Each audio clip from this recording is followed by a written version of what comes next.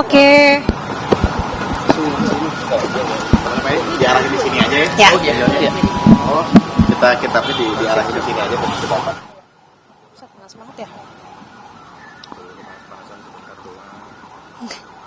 Tadi juga ke situ ya, sentil loh.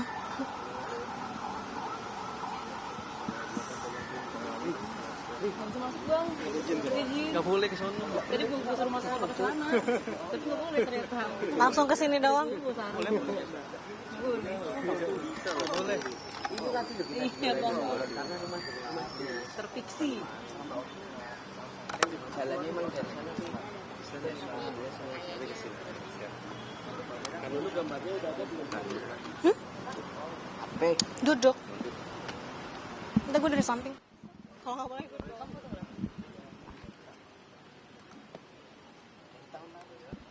Nih, Ki, lu ngambil sono. Ya Allah, Ki, nggak boleh cu. Lu kalau ngambil, gue laporin, lu bobolin gue berarti. Gimana ke semua sana? Gak mau wapres ya? Apa? Sendiri doang.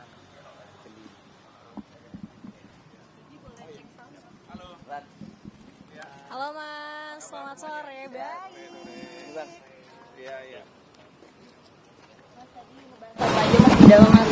Iya, saya senang sekali hari ini bisa bersilaturahim dengan Bapak Wakil Presiden Kiai Haji Ma'ruf Amin di kediaman beliau, dan beliau juga menerima dengan hangat. Saya sampaikan bahwa ini adalah bentuk dari upaya saya melaporkan secara langsung kepada Bapak Wapres setelah saya dilantik oleh Bapak Presiden pada tanggal 21 Februari yang lalu di Istana. Memang sudah sempat bertemu tetapi hanya sepintas saja karena acaranya kan acara pelantikan. Lalu saya langsung melakukan sertijab serah terima jabatan dari Menteri ATR BPN sebelumnya Bapak Hadi Cahyanto yang saat ini menjadi Menko Polhukam. Dan kemudian di hari pertama yang seharusnya saya bisa langsung bekerja di Jakarta, tetapi justru kegiatan langsung terbang untuk mendampingi Bapak Presiden Jokowi meresmikan bendungan Lok di salah satu kabupaten Bolmong namanya, 4 jam dari Manado.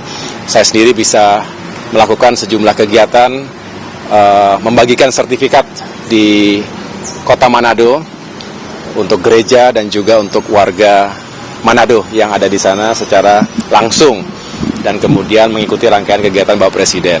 Oleh karena itu baru bisa kembali kemarin, dan sore hari ini juga karena kebetulan Bapak Wapres besok akan melakukan lawatan ke luar negeri, ke New Zealand, sehingga rasanya tepat hari ini saya bisa sowan silaturahmi secara langsung.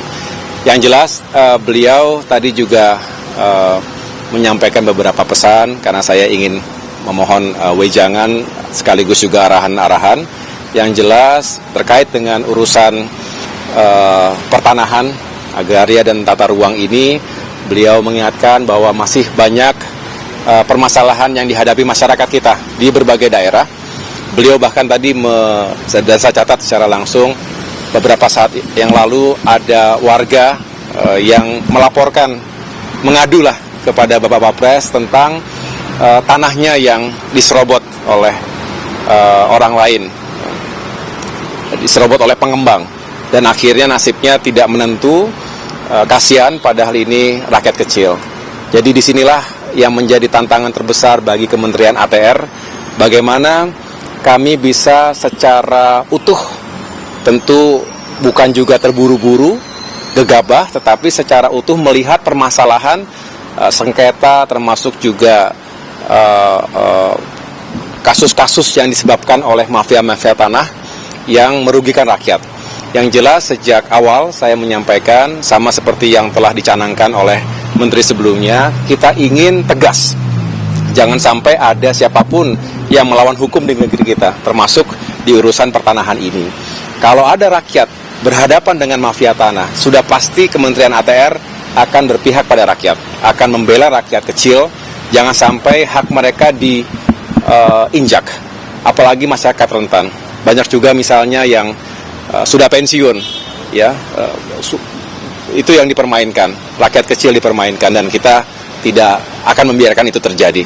Jadi oleh karena itu saya mohon doanya dari segenap kalangan masyarakat, karena tugas-tugas ATR ini juga tidak ringan, tetapi kami punya niat yang baik. 8 bulan terakhir ini bagaimana bisa menuntaskan pekerjaan rumah, mencapai target-target yang telah dicanangkan sebelumnya, baik dari isu tata ruang, karena kemarin juga saya berkomunikasi dengan sejumlah kementerian lain, ada bidang PUPR, perhubungan misalnya, termasuk juga dengan Kementerian Pertanian, sehingga ATR ini bisa menjadi elemen yang penting yang juga bisa membantu proyek-proyek pembangunan pemerintahan lainnya, dan kita ingin bersinergi, berkolaborasi.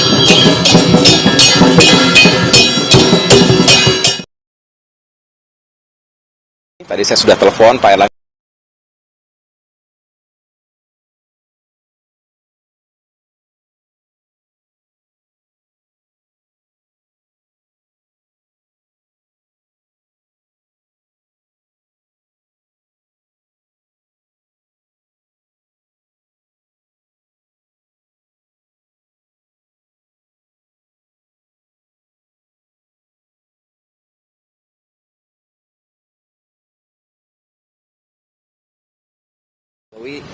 Kerjanya tuh keras banget ternyata, itu mulai dirasakan juga nggak? Iya, walaupun baru 1 hari bisa berkegiatan bersama dengan Presiden Jokowi, saya bisa merasakan langsung bahwa beliau juga ingin secara maksimal menggunakan setiap waktunya menyentuh langsung masyarakat. Seperti kemarin misalnya sebagai ilustrasi, sehari di Sulawesi Utara, itu ada sejumlah kegiatan, memang membutuhkan energi, waktu, dan juga fokus. Tidak hanya meresmikan Bendungan Lolak, tetapi juga harus diingat, meresmikan itu adalah satu hal. Hal yang jauh lebih kompleks dan besar adalah bagaimana itu semua diawali, mulai perencanaannya, persiapan, eksekusinya dengan berbagai permasalahan, 7-8 tahun baru bisa diresmikan. Jadi di balik peresmian pasti ada kerja besar. Itu harus kita apresiasi. Yang kedua, meresmikan jalan daerah.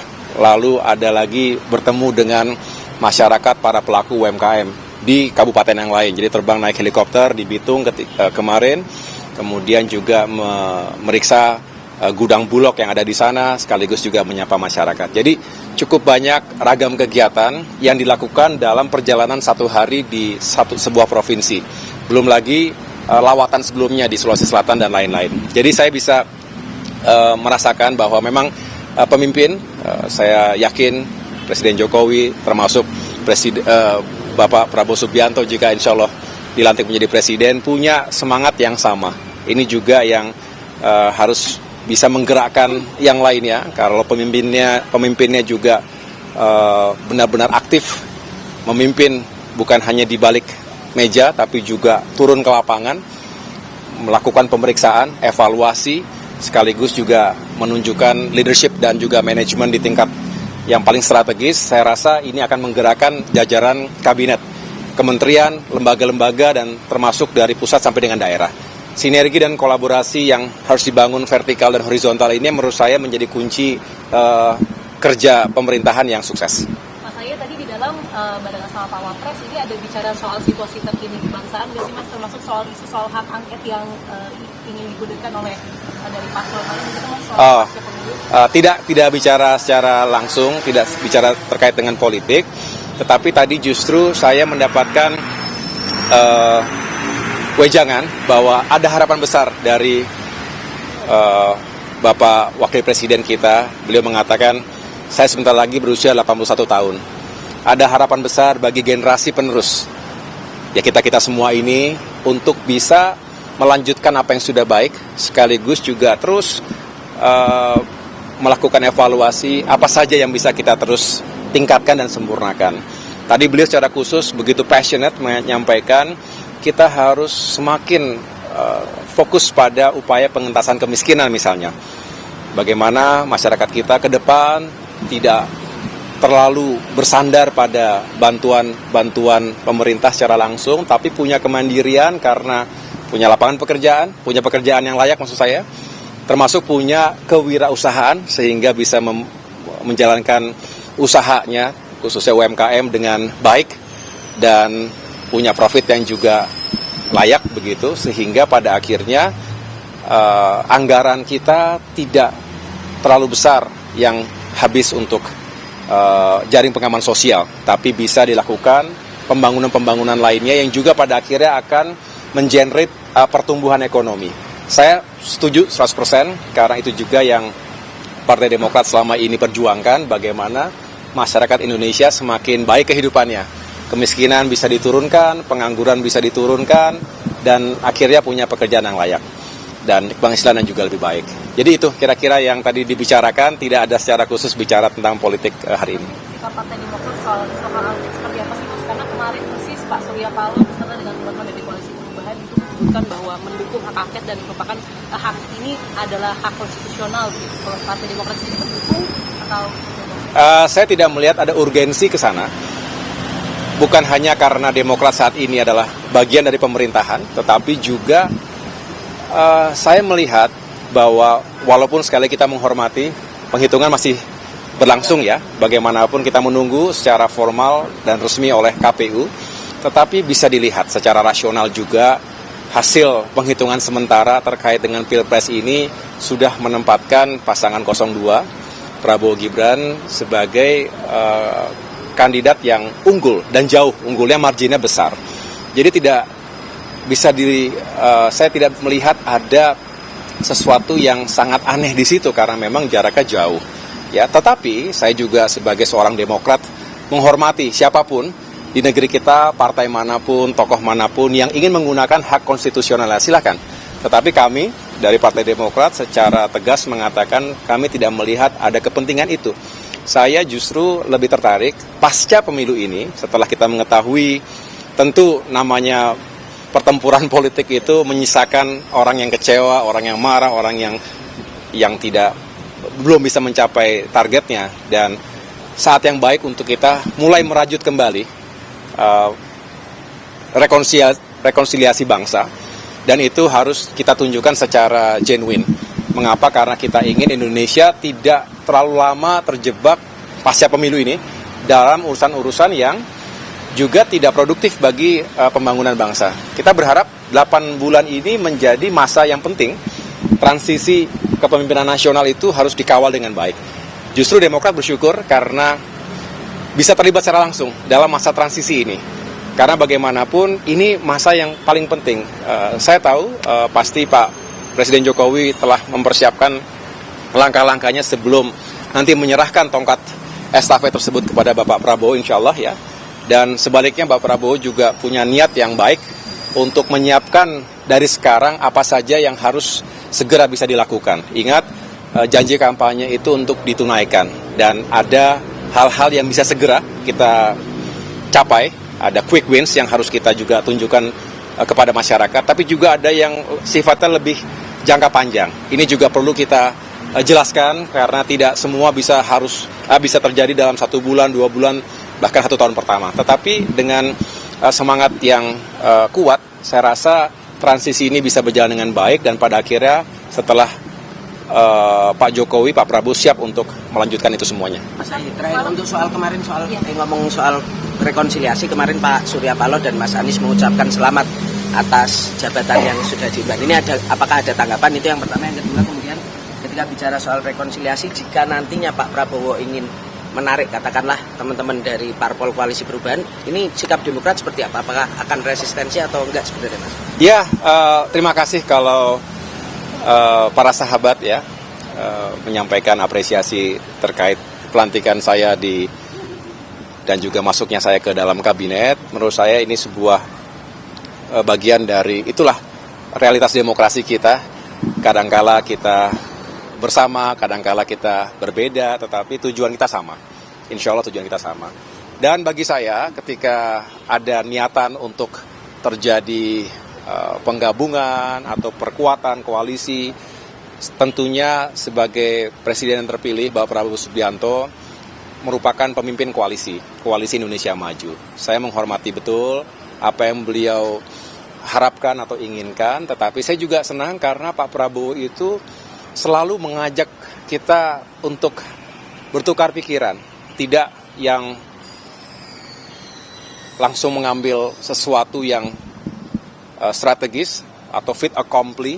Tidak demikian, beliau selalu justru menyampaikan terus bagaimana pendapatnya. Nah, yang penting kita punya ruang itu, dan saya rasa kalau kita punya ruang itu, kita semua merasa terwakili, pikiran juga aspirasinya.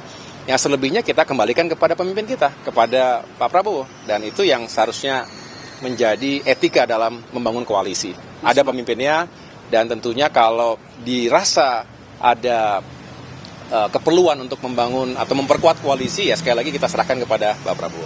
Semalam semalam Prabowo Subianto bertemu dengan Pak SBY di Cikeas.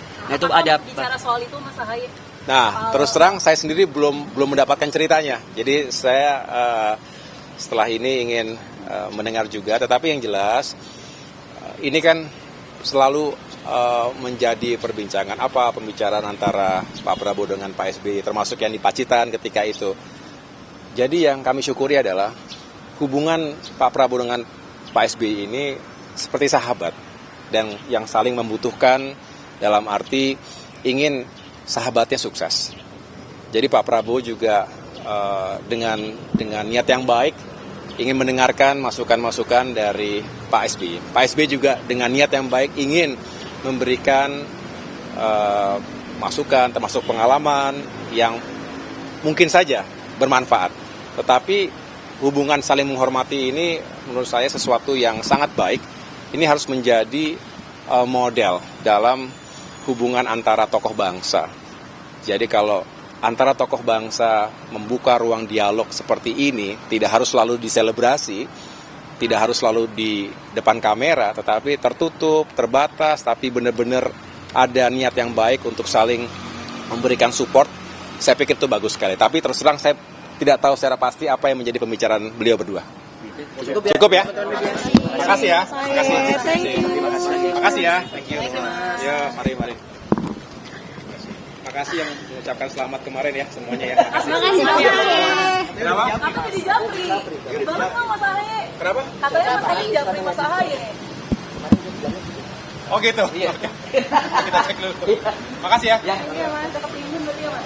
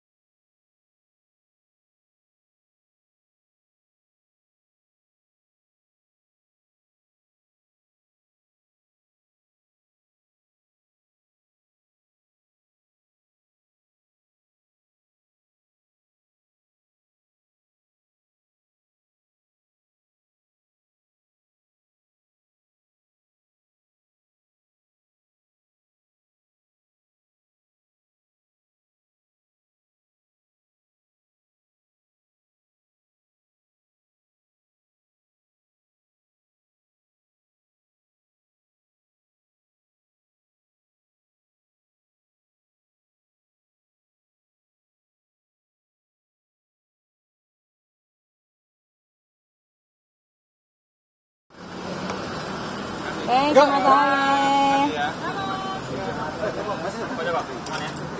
Coba.